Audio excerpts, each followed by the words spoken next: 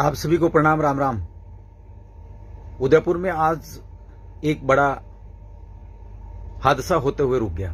वो हादसा इस बात को लेकर था कि आदवास में पिछले दिनों एक शिक्षक की तलवार से हत्या कर दी गई थी और बाद में हत्यारा स्वयं भी उसी तलवार से अपने गर्दन काटकर घायल हो गया और फिर बाद में मर गया।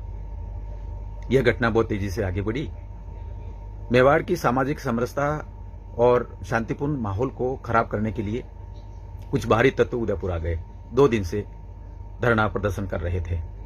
परिवार के लोग सीधे साधे, गांव के लोग सीधे साधे, क्षेत्र के लोग सीधे साधे इस बात को नहीं समझ पाए, लेकिन ये बाहरी तत्व बार बार हस्तक्षेप करते रहे। आज श्रीमान संभागीय आयुक्त, आईजी साहब, जिला कलेक्टर उदयपुर और स्थानीय विधायक साहब फूल सिंह जी मीना, उप जिला प्रमुख पुष्कर जी तेली के साथ हम लोग जब बैठे चर्चा की तो ये बिंदु निकल कर आया कि क्षेत्र के लोग, परिवार के लोग शांति चाहते हैं, लेकिन बाहरी लोग इस घटना को अलग ही रंग दे रहे थे।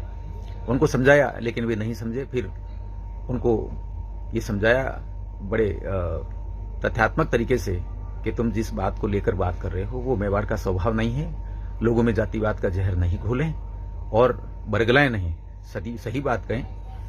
वो दोनों जो इस दुनिया में आज नहीं हैं, वे मित्र थे, वे पुरानी पहचान वाले थे और सामाजिक समरसता में जीने वाले लोग थे, परंतु दोनों को लेकर एक अलग ही विषय आगे बढ़ा दिया गया, बहुत शक्ति की गई और फिर बताया गया कि ये जो आप लोग कर रहे हैं ये मृत शरीर सम्मान अधिनियम 2023 के प्रावधानों के भी विरुद्ध है। हम सभी को जानना बहुत जरूरी है कि यह अधिनियम क्या है।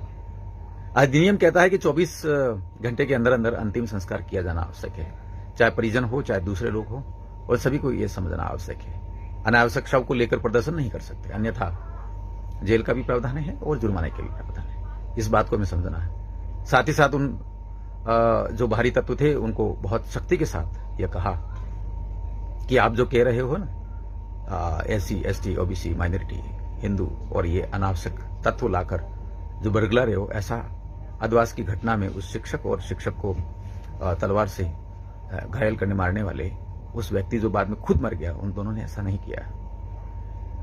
तो ये विषय जब आगे बढ़ा तो समझ में आता है कि क्षेत्र में काफी ऐसे तत्व हैं जो अनावश्यक जहर घोलने का काम कर रहे हैं। उनसे सावधान रहना है क्षेत्र को, और इस घटना को शांतिपूर्ण तरीके से निपटाने के लिए पुलिस प्रशासन, जिला कलेक्टर महोदय और इन सभी को जो है हम साधुवाद देना चाहिए, और सरकार का भी कि उन्होंने जो भी कानूनी तरीके से राहत हो सकती है शिक्षक के परिवार को, वो सब दिलवाने की बात कही है, विषय को रखा है, परिवार कन्विंस हुआ है। हम सभी मिलकर क्षेत्र में इस तरह के असामाजिक तत्वों से सावधान रहें और ऐसे कोई विषय आता है तो उसको करारा जवाब दें। आप सभी को राम राम, प्रणाम।